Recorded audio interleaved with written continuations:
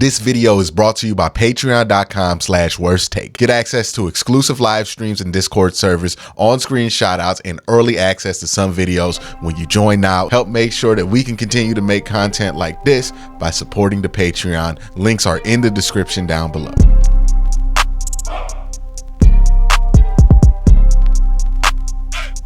You know, there's really not that much news going on about the Cleveland Browns right now. It's interesting to see how people are choosing to handle this unprecedented moment in Cleveland Browns history, because this is like the first offseason where the Browns are so stable, have returned so many players, have the need to add no players, like that there's not this thing to talk about, right? Every other season I've covered, every other season I've lived through as a Browns fan, we've always had a bunch of things to complain about or to worry about at this part of the season. But I mean, like, if you try to see what people are out there that like they're legitimately like worried about, it's like, hey man, who's going to be the third linebacker?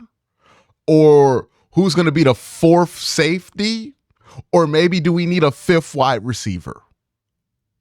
Like, we just don't got the big pressing issues to talk about. We are finally like the rest of the AFC North, where things are pretty stable, which means that there's not always news to talk about or a hot discussion to have about what player needs to start where, which is why I want to take some time today to talk about why I love this and why we love this as sports fans, and why it's important to keep that in perspective of why we love this. And I know this isn't Browns news, but this is a place where Browns fans, Cleveland fans, sports fans gather. So this conversation is evergreen. I'm going to start this conversation with one question. What makes it taste sweet? Is it just the success itself? Because that's not true. There's a lot of success you can have in your personal life, in sports. They don't taste that great. It tastes pretty bitter. Doesn't taste good at all. Maybe it's neutral. Maybe you're numb to the taste of certain success. And that happens in sports too, right? I can give you a couple examples. For me, the biggest example of this is the Cavs in 2015.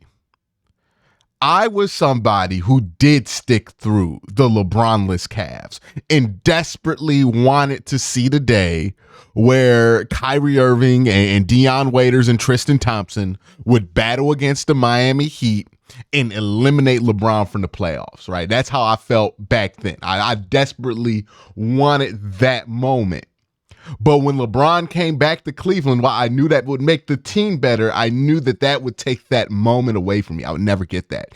And not only did it take that moment away from me, LeBron came in and pretty much wiped out the entire team. By the time you get to the 2015 playoffs, there's like Kyrie Irving, and that's really it from that old core. It's not even the same team anymore. It still says Cleveland on the chest, but it's not the same team. And I'm going to be honest, and I don't know if anybody else is going to join me in being honest about this. I wasn't that into the 2015 Cavs. Yes, I knew that they had a good chance to win a championship. Yes, I knew that they could have won the title, but I wouldn't have been as into it as I was the following year when it happened. Now, what changed from 2015 to 2016, right? Where the success in 2015 kind of just was numb to me. It was neutral. It's like, yeah, the Cavs are better. Cool, right? I had to get rid of something that I was really invested in to get it, but cool, the Cavs are better. Wasn't really excited about it. Wasn't devastated. I was just like, this is all right. This is cool. It's kind of weird, but it's cool. But 2016, I was so excited about that championship win that I was in downtown Cleveland leapfrogging and high-fiving. Why was that the case? Because in 2016, it wasn't just straight up success. In 2016, It wasn't a brand new team that was created at the trade deadline. In 2016, you got time to get invested in guys like Iman Shumpert. You got time to get invested in guys like J.R. Smith. And most importantly, in 2016, during the NBA Finals, you saw this team struggle. They went down 3-1. Did not look like they had a single shot at victory, at coming out with the NBA Finals championship. And they did. And that made that victory taste sweet. If you want to go to success that does not taste good, the KD Warriors, the LeBron Heat, the teams where they're so loaded that success is not hopeful, championships are expected. Those teams have success that never really tastes that good. The secret ingredient to success that makes it feel right, that makes it taste good, isn't winning, right? Winning is just winning. The secret ingredient to success is struggle. In order for success to feel like how you want success to feel like, you have to have legitimately believed at one point you were never going to see it. That's what makes success taste sweet.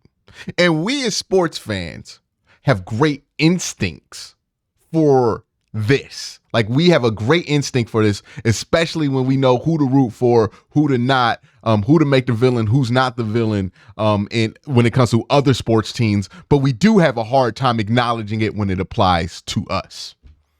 Because we as sports fans, especially sports fans who have not had a run of championship success to be envious of, we usually hate the teams that achieve success that feel somewhat artificial, right? The KD Warriors. They got KD. They won 2 rings. Nobody ever cares about those rings because those rings are not that interesting. Why are those rings not that interesting? Why do people love the ring that Steph got, I believe, in 2019 more than any of the rings that he got with KD, or even the one he got in 2015? Why are those rings more important? It's because there's a story attached to those 2 rings. There's a struggle attached to those 2 rings. In 2015, Steph was not Steph yet. He was on his way to being Steph, but he wasn't Steph in the way that we think of him. That Warriors team wasn't the Warriors yet. They were on the way to doing that the very next year, but they weren't that yet. And that ring cemented that for them. They got it over LeBron. Now, an injury-riddled LeBron, which, again, why we don't talk about 2015 as much as like the 2019 one. And the 2019 one was Steph's arrival as an all-time great player. There was a lot of struggle that Steph had to overcome to get that ring. That's why we care about that ring. I think we talk, or we care more about the 2 finals runs that Jimmy Butler has had for the Heat than the 2 finals championships that LeBron James won for the Heat. And the only reason we care about one is because there was a legitimate struggle for that ring against San Antonio. Like the Heat legitimately struggled against them. But that ring they got against Oklahoma City, do y'all remember that? Do y'all care about that one? We usually have a really good time identifying those teams that have success that feels artificial, that success that feels like it's absent of the struggle, that success that does not taste good. We don't root for teams to achieve success that doesn't taste good. We root against that. When your team gets eliminated from championship contention, who do you pull for? If you're anything like me, it's usually the team that you feel has the roster and the fan base that will appreciate that victory the most. Unless the Steelers are still alive, or the Bengals, or the Ravens, then you just root for whatever's going to stop that from happening, even though some of us still kind of want this, like this still even perseveres through that hatred. But nonetheless, usually that's what we pull for. Like Detroit. The Browns got eliminated from the playoffs. A lot of us were pulling for Detroit to get there because we know what that championship would mean to the Detroit Lions, to the people of Detroit. We feel that pain. We've lived that pain with them. We root for that, right? Buffalo, it's another team. We felt their pain. A lot of us root for Buffalo once the Browns get eliminated, or not root, but pull for Buffalo. Some of us pull for Matt Stafford, similarly because of the same reasons of Detroit. But, hey, man, Matt's been in the league for a while. He's been a great player. He didn't get a ring. It was nice to see him get a ring. Those are the things that make this worthwhile. Sometimes I feel like we argue about sports so cynically on social media and on television and on the internet that we actually fool ourselves into thinking that winning is why we care about sports or players or athletes or teams. Like, I think we fool ourselves into thinking winning is the only thing that matters. Winning is not the only thing that matters. Winning is not even the most important thing when it comes to why we love sports. Story is. We love sports because we love story. If you just give me a bunch of wins and no story, you're going to give me something that even if I really try to be invested in, I'm going to find a hard time being invested in. You want struggle. You want a story. You want to believe at some point of this story that the resolution you want to be true is not possible. We can do this with movies. We can do this with sports. But everything you've been invested in at a high level, you've had that feeling, right? We can even talk about Marvel movies. You didn't expect that today, did you? The reason we really were like locked in to Endgame and Infinity War and all of that whole saga is because it really felt like Thanos just wasn't going loose. Like, we knew it's a movie, they gonna come back, yeah. But man, when you locked in into that universe and you're really buying in, you like, damn, man, he just snatched Spider-Man away. How you beat that? What makes success taste sweet? And we figured this out in fiction. We figured this out even with nonfiction. When you talk about the structure of how nonfiction books are written in order to like be on bestseller charts, we figured this out a long time ago about what we need as human beings to be attached to something narratively. And yes, success is cool, but that struggle, that's what you need. And we don't appreciate the role that takes in making success feel good. I think a lot of us fool ourselves into thinking, I just want the team to be good. I don't care if we struggle. I don't care about any of this. But look, what's going to make the Browns winning a championship? And we always talk about this, right? The Browns win a championship. It's going to be bigger than anything the Guardians or the Cavs could do. And you know why that is true? It's not just because the city loves football more than any other sport, but part of the reason the city loves football more than any other sport is because this football team has taken this city on the widest emotional journey of any sports team in the city, period. The Guardians have not taken you on the ride that the Cleveland Browns had. There was a point in time where people in Cleveland weren't even sure if the Browns would exist again, let alone be successful. And then they came back and it felt like for 20 years, we'd never see this team go over 500. We have an investment of struggle in the Cleveland Browns that is greater than almost any other fan base has with any other team in sports. I really struggle to find another franchise that has a fan base that has invested in its team's struggle as much as the Cleveland Browns, which means whenever the Cleveland Browns do win a championship, anybody who's been partly invested in that struggle is going to have some of the sweetest success that you've ever seen in your life. Because the struggle has been that big, right? When the Cavs won it, it was cool. We got that struggle. It was 3-1. But even while we were in the middle of celebrating that championship, we was like, man, this ain't got nothing on it. The Browns did it. because instinctively we understand what makes that success sweet. We tend to make this sports thing only about results. The results are cool, but the results only matter because of the journey. I say this all the time when we play the schedule game. It's a pointless thing. That's why I always just like to goof around with it and have fun with it, because being serious about the schedule game is an inherently silly thing to do. Because the truth is, the Browns could get to 12 wins this year, and they could do it in a way that'll piss you off. The Browns could get to 10 wins this year, and they could do it in a way where you'd be excited about it. It's about the journey, right? The Browns got to 11 wins last year. There is a world where Deshaun Watson stays healthy, he underperforms all year, but you get to 11 wins and you're pissed off about that 11-win season. But because Deshaun Watson got hurt, you played with 5 other quarterbacks, you overcame 26% of your salary cap on IR, you win 11 games, you're thrilled. The result is not as important as the journey. Don't fool yourself. The journey is what matters. How you get there is what matters. How you end the journey is what matters. A lot of people looking at this season, right? They're not excited about it because the Browns got blown out in the playoffs, albeit because the backup quarterback threw 2 pick sixes. But that's something that's really like stomping out people's excitement for the team.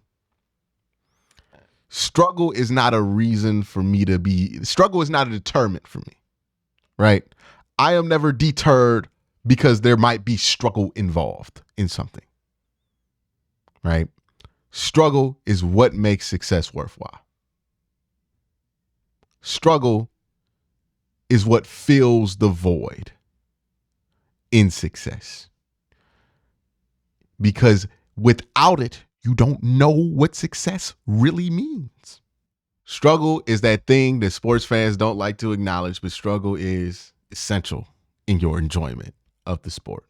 Story is essential in your enjoyment of the sport. There's a reason why most of us don't rewatch seasons of great sports teams. We rewatch 30 for 30s.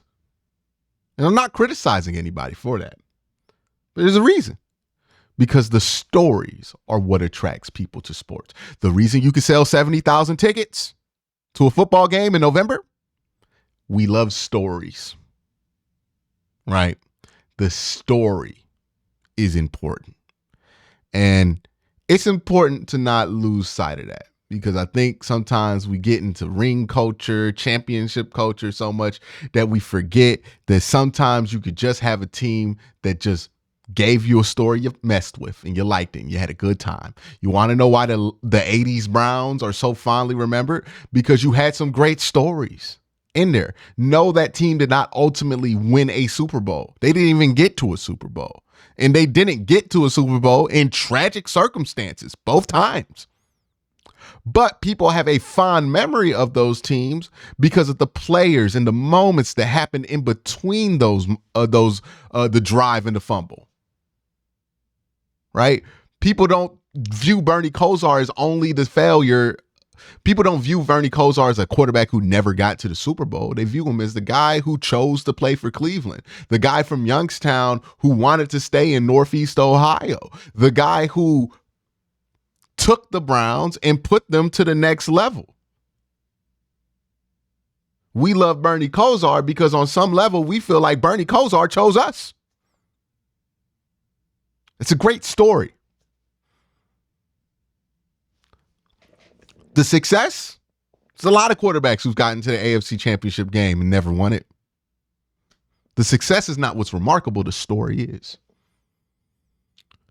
I'm not saying you have to ignore the result, but what I am saying is if you are a sports fan, don't fool yourself into not appreciating the story. Don't get so wrapped up in the science of the sport, in the analytics and the numbers of the sport, that you can't see the story.